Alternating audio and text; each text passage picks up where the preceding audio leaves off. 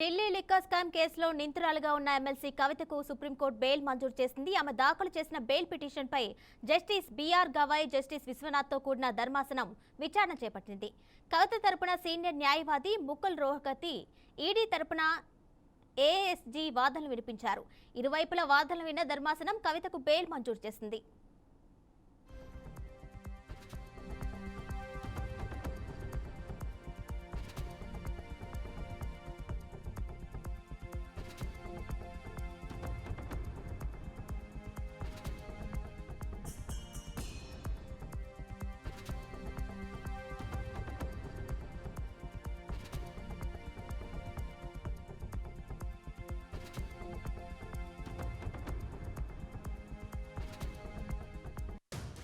TRS MLC కవితను ED ఈ ఏడాది మార్చి 15న అరెస్ట్ చేసింది. మనీ లాండరింగ్ నిరోధక చట్టం కింద అరెస్ట్ చేసినట్లు ఈడీ అసిస్టెంట్ డైరెక్టర్ జోగేందర్ అప్పట్లో ప్రకటించారు. అరెస్ట్ వారెంట్తో ఆమె ఇంటికి వెళ్లిన ఈడీ అధికారులు తొలుత సోదాలు నిర్వహించి మనీ లాండరింగ్ నిరోధక చట్టం ప్రకారం విచారించి కవిత వాంగ్మూలం నమోదు చేశారు. ఆమె నుంచి 5 సెల్ ఫోన్లు స్వాధీనం చేసుకున్నారు.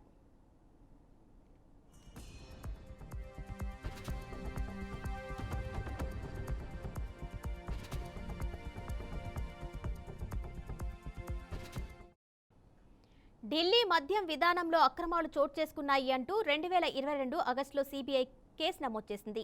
ఇదే కేసులో హైదరాబాద్ చెందిన మద్యం వ్యాపారి అరుణ్ రామచంద్ర పిల్లై వాంగ్మూలాన్ని సేకరించింది. అనంతరం కవితకు నోటీసులు జారీ చేసింది. మరోవైపు ఢిల్లీ మద్యం టెండర్ల వ్యవహారంలో సౌత్ లాబీ తరపున కోట్ల రూపాయలు చేతులు మారాయనే ఆరోపణలు వచ్చాయి. ఈ నేపథ్యంలో ఈడీ దర్యాప్తు ప్రారంభించింది. అరుణ్ రామచంద్ర పిల్లై రిమాండ్ నివేదికలో అతడిని కవిత బినామీగా పేర్కొంది.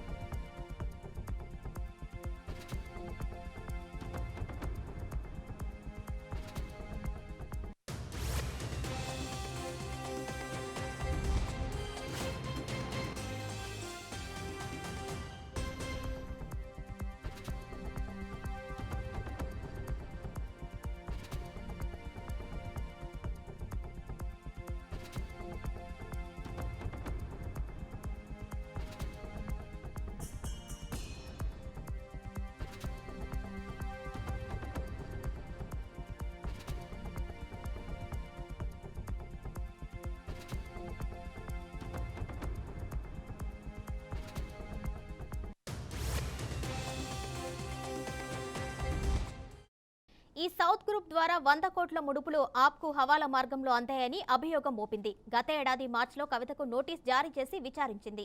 ఆ తర్వాత మరోమారు కూడా సమన్లు జారీ చేసింది. అవి మహిళలకు ఉన్న హక్కుల్ని ఉల్లంఘించేలా ఉన్నందున వాటిని కొట్టివేయాలని ఆమె గత ఏడాది మార్చి 15న సుప్రీంకోర్టును ఆశ్రయించి అప్పట్లో ఉపశమనం పొందారు. సరిగ్గా ఈ ఏడాది అదే రోజు ఆమెను ఈడీ అరెస్ట్ చేసింది.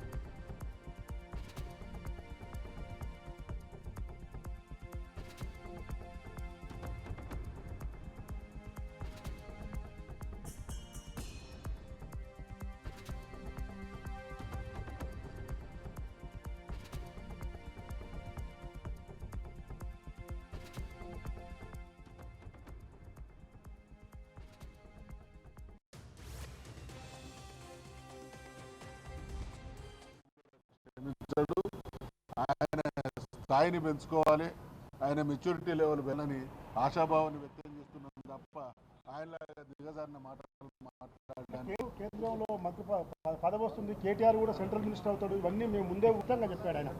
వీళ్ళందరూ గతంలో మేము చూసేది శాసనసభ ముందు చిలక జోస్యాలు చెప్పేవాళ్ళు. వాళ్ళు బహుశా ఇక పాలన అనేది పక్కన పెట్టి ఇటువంటి జోరుతోని కాలం వెళ్ళబుచ్చేటువంటి ప్రయత్నాలు చేస్తూ ఉన్నారు. అన్నిటికీ కాలమే నిర్ణయం చేస్తుంది. గతంలో మిత్రమా బీఆర్ఎస్ పార్టీ టీఆర్ఎస్ పార్టీ తొలినాళ్లలో కొందరు నాయకులు ఇది మకలో పుట్టింది పుప్పలో పోతుంది అనేటువంటి మాటలు విన్నాం.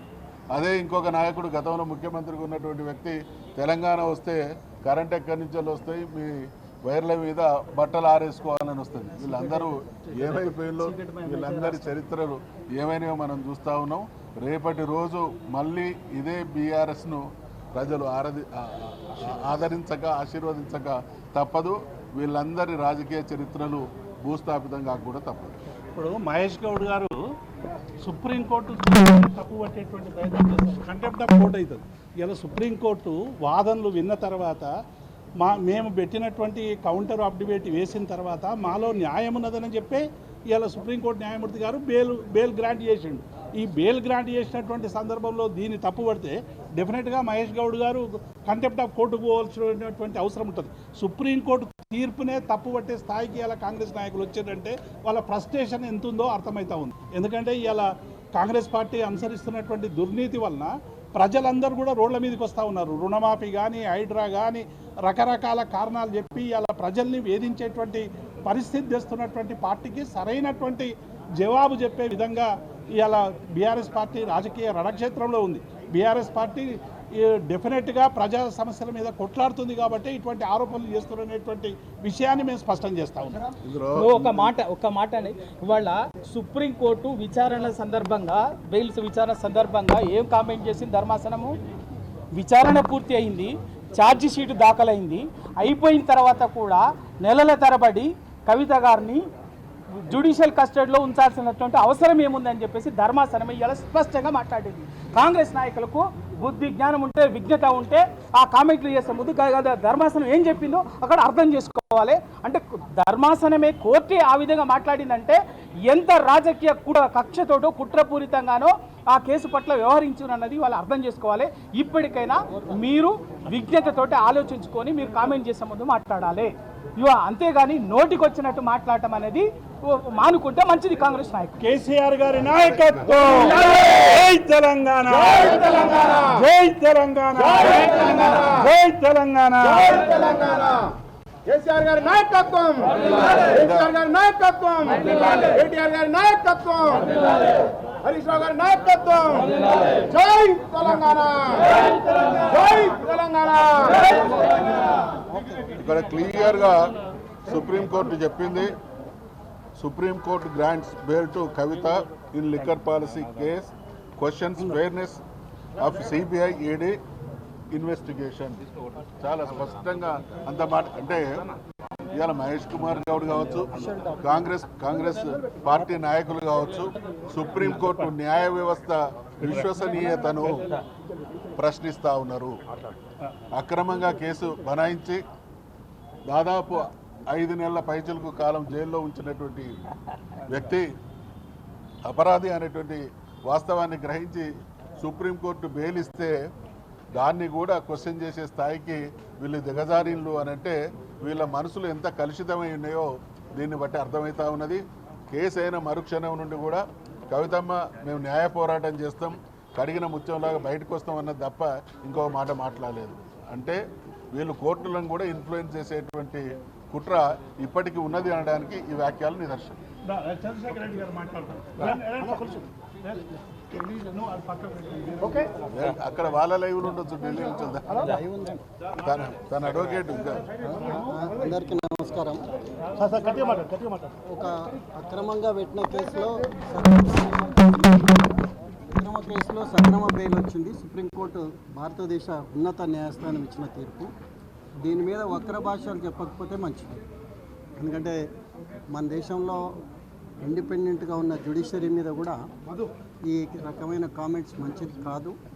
ఏ పార్టీ వాళ్ళు చేసినా కూడా మంచి కామెంట్స్ కాదు. అది కవిత గారు డిజర్వ్స్ బెయిల్ అని చెప్పి సుప్రీంకోర్టు నమ్మింది, ఇచ్చింది. అందరు గౌరవించాలి. మరి ఈ సందర్భంగా కవిత గారికి బెయిల్ వచ్చినందుకు మేమందరం సంతోషాన్ని వ్యక్తం చేస్తున్నాం.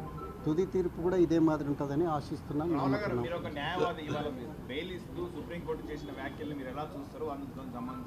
పాజిటివ్ మేమంతా మనము ఆర్గ్యుమెంట్స్ని కూడా ఫాలో అయినాం, చూసినాము. చాలా స్పష్టంగా ఇవాళ ఇచ్చిన ఆర్డర్లో కూడా చాలా స్పష్టంగా కోర్టు చెప్పింది. దీంట్లో ఛార్జ్షీట్ వేయబడింది, విచారణ పూర్తయింది.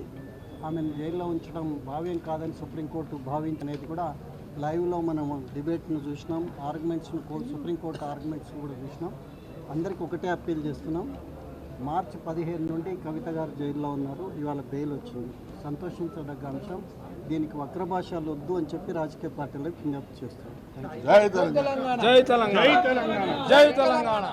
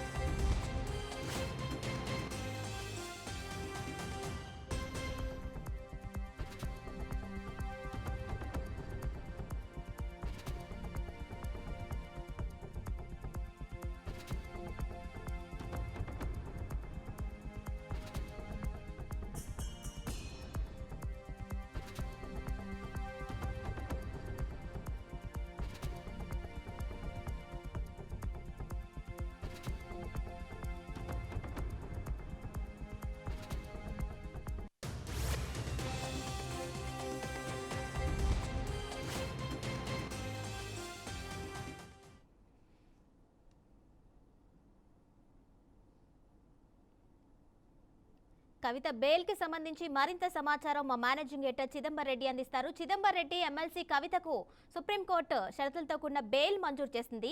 దాదాపు 153 రోజుల తర్వాత ఆమెకి బెయిల్ మంజూరైంది. దీన్ని ఏ విధంగా చూడొచ్చు?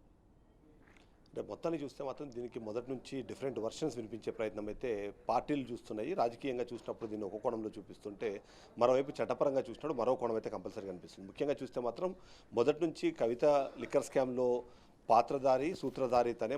దీన్ని మొత్తం సౌత్ గ్రూప్కి కింగ్ పిన్గా తనే వ్యవహరించింది. ఈ మొత్తం స్కామ్ని నడిపే క్రమంలో కానివ్వండి, ఈ లిక్కర్ పాలసీని డిజైన్ చేసే క్రమంలో కూడా తనే కీలకంగా వ్యవహరించింది అనే విషయాన్ని మొదటి నుంచి చట్టపరంగా చూసినప్పుడు ఈడీ చెబుతూ వస్తుంది. అందులో భాగంగా చూస్తే దాదాపుగా 100 కోట్ల ముడుపులు తనే ఇక్కడి నుంచి ట్రాన్స్ఫర్ చేసింది. దానికి సంబంధించిన విషయాన్ని సుకేష్ చంద్రశేఖర్ కూడా గతంలో, అంటే ఏదైతే ఇదే కేసులో సుకేష్ చంద్రశేఖర్ కూడా ఒక నిందితుడిగా ఉన్నాడు, తను కూడా ఇదే విషయాన్ని చెప్పే ప్రయత్నం చేశాడు. మొత్తం అంతా తెలంగాణ భవన్ వేదికగానే జరిగింది. డబ్బులు ట్రాన్స్ఫర్ అవ్వడం కానివ్వండి, క్యాష్ని తీసుకొచ్చి అక్కడ కార్లు పార్క్ చేయడం అన్నీ కూడా తెలంగాణ భవన్ సెంట్రిక్గానే జరిగిందంటూ తను గతంలోనే వాదనలు వినిపించడం, తనకు సంబంధించి అప్రూవర్గా మారిన క్రమంలో తను మాట్లాడిన మాటలోనే. అంతేకాకుండా ప్రతి సందర్భంలోనూ మనం చూస్తాం సుకేష్ ఇదే విషయం పైన బయటికి లేఖలు రాసే క్రమంలో కూడా అక్క అని నేను కవితని సంబోధించేవాడిని, తనతో ఎలాంటి డిస్కషన్స్ జరిగాయి, ఎలాంటి ట్రాన్సాక్షన్స్ జరిగాయి అనే విషయాన్ని కూడా సుకేష్ గతంలో చెప్తూ వచ్చాడు. ఇది కాకుండా ఆ తర్వాత ఇదే కేసులో దాదాపుగా 7 మంది అప్రూవర్గా మారారు. అప్రూవర్గా మారిన వాళ్ళలో అరుణ్ పిల్లై కావచ్చు, లేకపోతే మాగంటి రాఘవ కానీ, వీళ్ళందరూ కూడా కవిత పాత్రను చాలా క్లియర్గా ఎస్టాబ్లిష్ చేసే విధంగా వాళ్ళ వాంగ్మూలాలు ఇచ్చిన నేపథ్యం కూడా మనం చూసాం. అయితే చట్టపరంగా చూసినప్పుడు మాత్రం దాదాపుగా ఈ విషయాన్ని చూస్తే మాత్రం తను ఇక్కడైనా కీలకమైన నాయకురాలు కాబట్టి, అంతేకాకుండా కీలకంగా ఈ కేసులో మొత్తంలో తను వ్యవహరించింది కాబట్టి తను జైల్లో ఉండాల్సిందే, తనకి బెయిల్ తీసుకోవడానికి అవకాశం లేదు అనే విధంగా మాట్లాడడం అయితే మనం చూస్తూ వచ్చాము.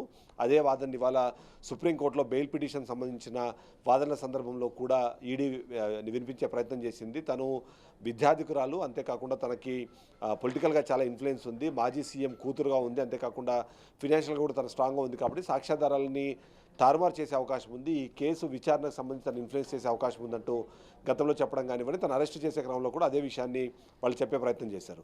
అంతేకాకుండా మార్చి 15 తనని అరెస్ట్ చేసే క్రమంలో కూడా తన మొత్తం ఎలా జరిగింది, తను సంబంధించిన పాత్ర ఎలా ఉంది, డబ్బులు ఎక్కడి నుంచి ఎక్కడ ట్రాన్స్ఫర్ అయినాయి, మనం చూస్తున్నాం ఏదైతే ఈ ఈడీ కేసులు నమోదు చేసే క్రమంలో కూడా తన మీద కీలకంగా ఉన్న ఆధారాలకు సంబంధించిన ఇన్ఫర్మేషన్ ఇవ్వడం కానివ్వండి, రిమాండ్ రిపోర్ట్లో కూడా దానికి సంబంధించిన ప్రస్తావన చేసి తను అరెస్ట్ చేశారు. అరెస్ట్ చేసిన తర్వాత దాదాపుగా 153 రోజుల పాటు తన్ని జైల్లో ఉంచి ఇవాళ రిలీజ్ చేసే క్రమంలో కూడా తనకు ఎట్టి పరిస్థితుల్లోనూ బెయిల్ మంజూరు చేయకూడదు అంటూ ఈడీ తన వాదనలు వినిపించే ప్రయత్నం చేసింది. ఈడీ వాదనలు వినిపించే ప్రయత్నంలో కూడా చాలా క్లియర్గా తను ఇన్ఫ్లుయెన్స్ చేసే అవకాశం ఉంది, ఈ కేసుని ముందుకు వెళ్లకుండా ఆపే అవకాశం ఉంది అంటూ తను చెప్పే ప్రయత్నం చేసింది. కానీ రాజకీయ పరంగా చూసినప్పుడు మాత్రం బీజేపీ పార్టీ కానివ్వండి, బీఆర్ఎస్ పార్టీ, కాంగ్రెస్ పార్టీలు ఒకరి మీద ఒకరు ఆరోపణలు చేసుకునే ప్రయత్నం చేశారు.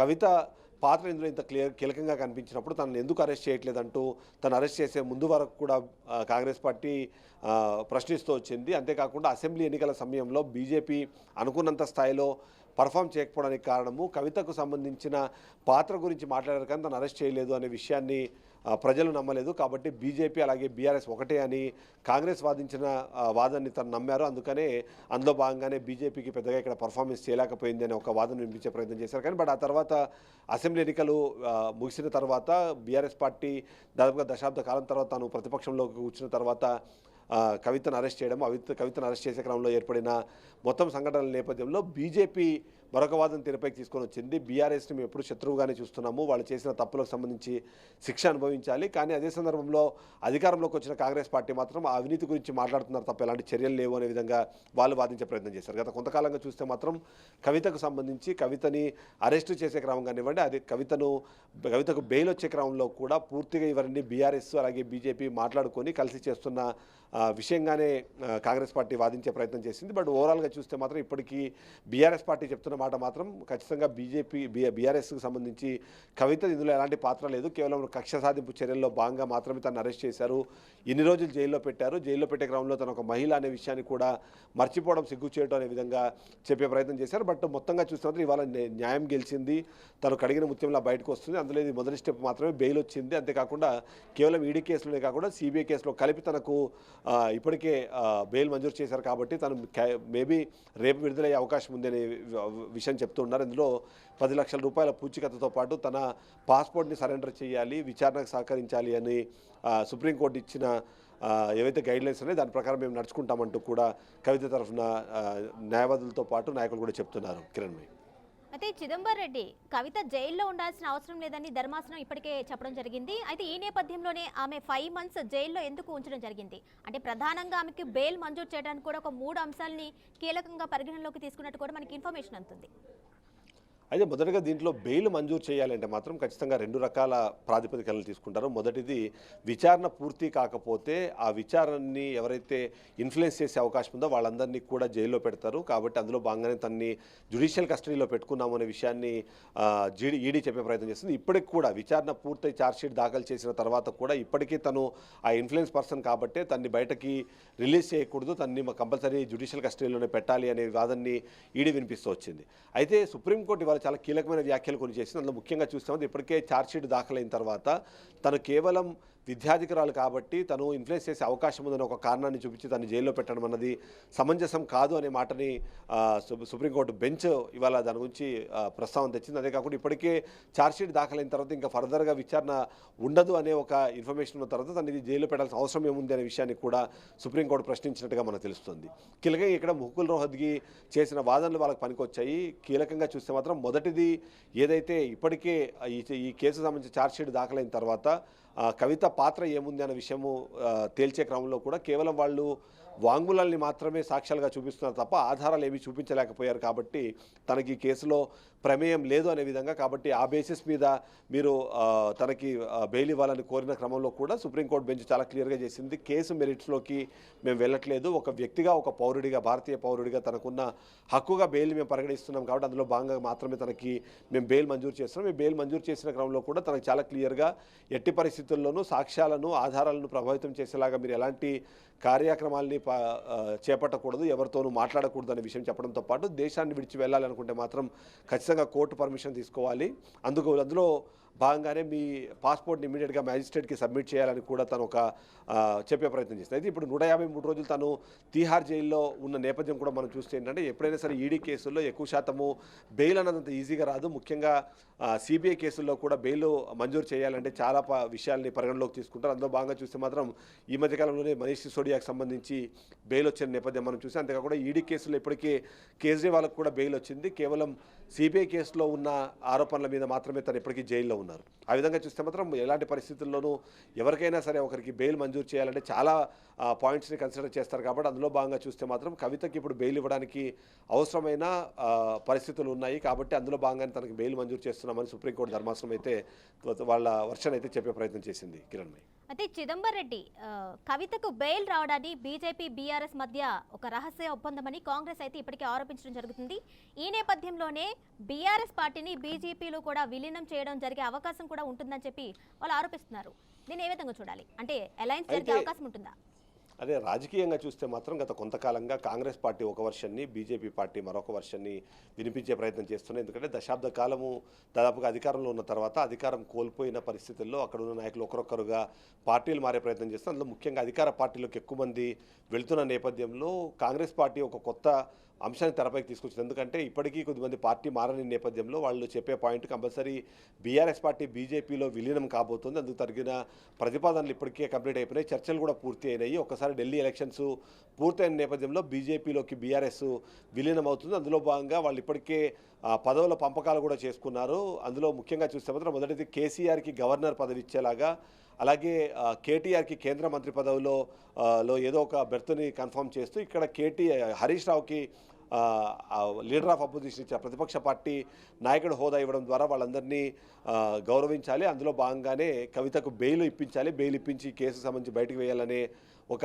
అంతర్గత ఒప్పందం జరిగింది అనే పార్టీని కాంగ్రెస్ పార్టీ చెప్పే ప్రయత్నం చేస్తుంది. బట్ అదే సందర్భంలో బీజేపీ కూడా దాన్ని చాలా ధీటుగా విమర్శించింది, దానికి ఖండించిన నేపథ్యంలో బీజేపీ పార్టీ చెప్పే నేపథ్యం అలాంటి వాళ్ళని మేము మా పార్టీలో చేర్చుకోము అని చెబుతూ మరోవైపు ఇప్పటికే విలీన ప్రతిపాదనకు సంబంధించి కాంగ్రెస్ పార్టీనే ఒక అడుగు ముందుకు వేసింది. అందులో భాగంగా కేసీఆర్కి ఏఐసీసీలో పదవి ఇవ్వడంతో పాటు తనకి అవసరమైన ఫినాన్షియల్ ఎయిడ్ ఇచ్చేలాగా వాళ్ళు మాట్లాడినట్టుగా, అలాగే కేటీఆర్కి కూడా ఏఐసీసీ పదవి కానీ లేకపోతే ఇంకొకటి ఇచ్చేలాగా, అంతేకాకుండా బీఆర్ఎస్లో ఉన్న ఇప్పుడు కవితకు రాజ్యసభ ఇచ్చేలాగా కూడా మాటలు జరిగిన విధంగా కూడా బీజేపీ మరొక వాదన తెరపైకి తీసుకొచ్చే ప్రయత్నం చేస్తుంది. ఏది ఏమైనా సరే బీఆర్ఎస్ పార్టీ నాయకులు ముఖ్యంగా హరీష్ రావు కానీ కేటీఆర్ కానీ ఇప్పటికే దాన్ని ఖండించారు. ఎట్టి పరిస్థితుల్లోనూ మాకు రెండు పార్టీలు శత్రువులే, ఏ పార్టీతోనూ మేము పొత్తు కానీ విలీనం కానీ జరిగే అవకాశం లేదు.